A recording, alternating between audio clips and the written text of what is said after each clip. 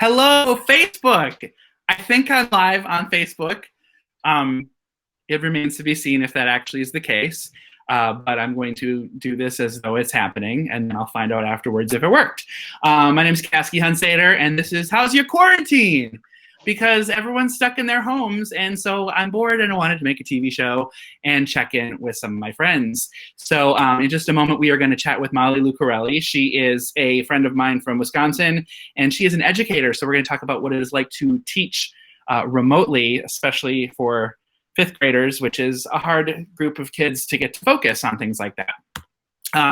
So in the meantime, first, a couple of news type things. So today we got the announcement, Governor Cuomo announced he's ordering all workers in non-essential businesses to stay home, and he's banning gatherings in the state in an effort to combat the coronavirus outbreak, which goes into effect on Sunday. California's done the same thing, and other municipalities are doing it. So California and New York, that is two big states with lots of people, and this is a big deal. However, meanwhile, GameStop, the famous, awesome store, they have made news all over for sending out a directive to their stores to remain open and have told them to defy orders to close. And they claim because everyone's working from home, the services they provide are vital and therefore deemed an essential business, which is insane. And they're getting a lot of crap online for it because they're a video game store. And this is probably going to put them out of business, except they were going out of business anyway. But it's like, seriously, guys? Essential business, video games. Way to put your employees in the front line of disease for that. That is so stupid. So yeah, super fun. So how's your quarantine, folks? Are you all having, are you getting restless in your homes? Probably. That's why I'm doing this show. So my guest today is Molly Lucareli. She is an educator. She's from Wisconsin. We did theater a long, long time ago when we were kids. And we're going to talk to her about, this is also my first time doing this show and using this software. So hold a moment with me, folks. I'm going to get her on. Here we go. So I'm going to make this work. Hi, Molly. Are you there? Hi, I'm here. Can you hear me? I can hear you. Amazing. This is so exciting. I've never been on a quarantine TV show before. I'm so excited. We're pioneers. Oh, I love it. My fifth graders are going to think this is absolutely nuts when I tell them I was interviewed on a television show, albeit for Facebook and for you, but it's real. If it works, who knows? It's going to be great. I love it. Yes.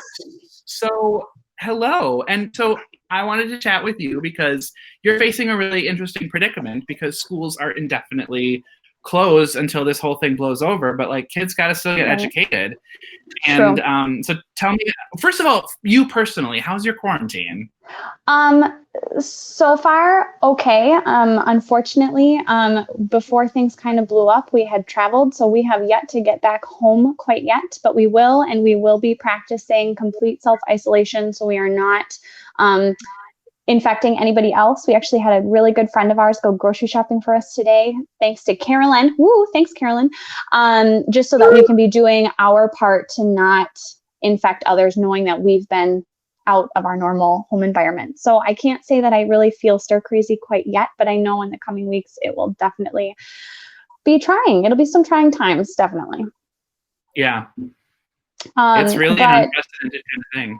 Right. And, unfortunately, our kids went on spring break about a week ago. So the governments had not, Governor Evers in Wisconsin had not closed Wisconsin schools when we said goodbye for spring break to our kids. However, we thought it was going to be coming perhaps. And we actually tried to do some like, hey, take home 5 books, take home your notebooks, take home pencils, who needs headphones, that sort of thing. And then it wasn't until 6 p.m. after we said that they had closed down schools. So we didn't even really get to say goodbye to our kids. And, I have a lot of kids emailing me being like, I wish we could go to school. What's happening? For a 10-year-old to not be able to go to their one social outlet. I mean, I know that there's sports and there's other things that the kids have, but school is that one place where it's like, I can guarantee being around friends my age. I mean, I feel that way now with my own friends. We did a Zoom wine night the other night just so that we could be together. But a lot of uncertain, right? Yeah, use it. There's a lot of uncertainty right now. Educators, we are accustomed to just problem solving and trying to make things work. And I know right now there's this big heavy hitting right now. Please, please, please trust your educators. We know that we can't have you recreate school at home. It's not going to be the same. It's going to be different. And we're trying to figure out how to get parents everything that they need, caregivers what they need. I know that a lot of my students, some of them don't have devices at home. So anything that I email home, their parents are going to have to work with them outside of the confines of the school day. So I know that it's not going to be, okay, be at Google Classroom at 8 a.m. ready to go. I know that that's not going to be possible. But we still want to give them something so that they're not just sitting there on screens for uneducational reasons. But I'm kind of hoping that this time is a way for a bunch of people to learn flexibility and realize that learning doesn't have to be paper pencil, doesn't have to be a worksheet. You can be doing math when you cook. You can be doing science when you grow something in the backyard. And maybe we can learn how to play again, just with each other. So kind of sounds like we're like kind of being forced to everybody take on a little bit of the Montessori kind of style of education as a result of this. Learning from multi-age, just and finding creativity and imagination in a time that could be full of boredom. And I tell my kids all the time, it's okay to be bored. You get the best ideas when you're bored because you're going to do something that you wouldn't originally have done before. And so what are you doing as an educator? How often are you communicating with your students? Like what kind of formalization is there in terms of continuing to educate your students through this process? Well, we're waiting to hear a lot from our school district as far as what they would like us to do. Knowing that we are kind of going into this blind, with us being on spring break this week, they're giving teachers a week to plan next week, and then are hoping that virtual instruction would start Monday the 30th. We've been given parameters a little bit about the amount of time kids should be spending doing the work. My fifth graders should be receiving approximately 2 hours worth of work per day. I'm trying to keep things flexible though, things that don't have to happen in real time. I'm actually using Google Slides for them to access with live links for different things. I'm going to try really hard to set up Zoom meeting times. They were absolutely heartbroken because right before we left for spring break, we had just started our March Madness of picture books. And one of the first things they said was, what about picture books? Like, what, you're going to fix that, right? And it was just the sweetest thing. 10-year-olds wanting those picture books read to them. So I'm going to try to figure out a way, even if it's Zoom, Google Hangout, any sort of video chat, just to see their sweet faces, because I'm sure they're a little anxious about this, but also to be like, no, we're still going to participate in our March Madness picture books, and we'll get a winner from that, knowing that the real March Madness is canceled. The important picture book one will still go on. Right, that's what's most important. So you have been posting, I'm just going to put the address up here on the screen, on Instagram, Life with Lucareli. Yeah. You've been posting some math problems and things like that and stuff. So talk about a little bit about your Instagram feed. Yeah. So last week when we were leaving, there's a lot of uncertainty. The first and foremost, the teacher Instagram community is amazing. It's overwhelming because there's a lot of teachers out there that look like they have it all together, and I definitely don't. But my response to it was, I knew that parents would be looking for quick ways to keep their kids learning, and knowing that there's multi-age at home. I have spent most of my teaching career teaching 3rd grade and 5th grade, so I felt really comfortable in jumping right in, giving some math that would be appropriate for that grade level, just a problem a day, just to kind of keep their skills in check. And so parents go, oh, I could make a problem like this, with similar numbers, but just to give them or teachers a starting point, just to say, hey, you can do a little bit and it'll go a long way. That's really fantastic, and it's great that you're taking things that some folks think are a bit problematic with the internet and stuff these days, Instagram, like so much social networking, but turning them into tools that can actually really help connect with students and keep the education process going on even from a distance. It's awesome that you're using technology that way. It's the social media has been a blessing in disguise for these definite times. So quarantine question for you. What is your go-to 20-second song for washing hands? Oh, that's a good question. I've received a lot of videos for it.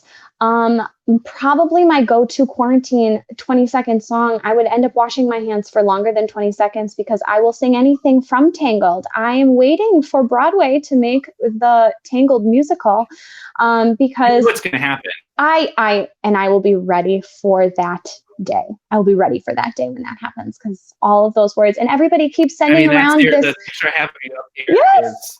That was our storybook character day. And she appears in storybooks. It's fine. And I have my Pascal. I make it work. It's all good.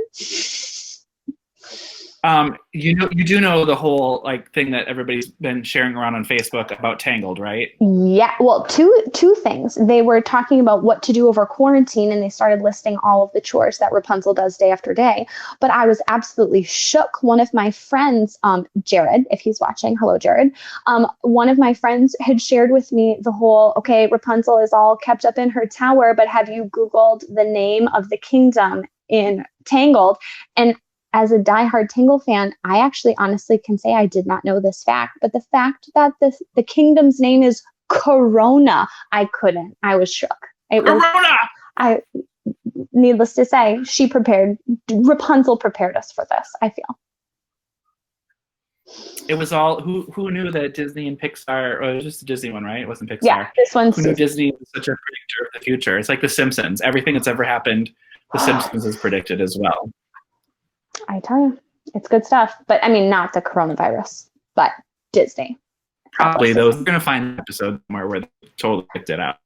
Probably. They probably will. But well, right. Kasky, thank you for coming up with a creative way to spend your time. This is amazing. Thank you for being the first guest. Thank you for being my guinea pig. You're so welcome. For helping navigate all the technical. We spent several minutes before this show trying to get this video conferencing to work with the particular software that I'm using to make this TV show. Yes. So I appreciate your patience and being a guinea pig with me. And I'm so glad that you're safe and happy travels and safe travels home. Yes, lots of hand washing and no touching. No touching. Keep all the great work with your students. And it's really important what you guys are doing. So if you are, you have kids, like follow, putting it up again once more on Instagram, Life with Lucareli, follow Molly, and she's going to post things. And, everybody just take care of each other and share resources and stuff like that. Because this is a big thing. If this goes on for a long time, education is going to be a big thing that can be hard. And there's a lot of kids who are privileged and will have access to resources, but also, do what we can to help out kids who don't. So share if you have a neighbor, they don't have any sort of devices, maybe you have an extra iPad or something, disinfect the hell out of that thing. Yes. And share and help kids out. This is going to be a big trying time with the country. But thank you for everything you do, Molly. Thank you for being on my show. Anytime. Happy to be your teacher correspondent. Yay! Oh my goodness, a correspondent. Maybe this will be first step, becoming a teacher correspondent. I love it. All right. Thank you, Molly. Bye. Bye. So that was Molly, and she's awesome. And thank you for watching this show and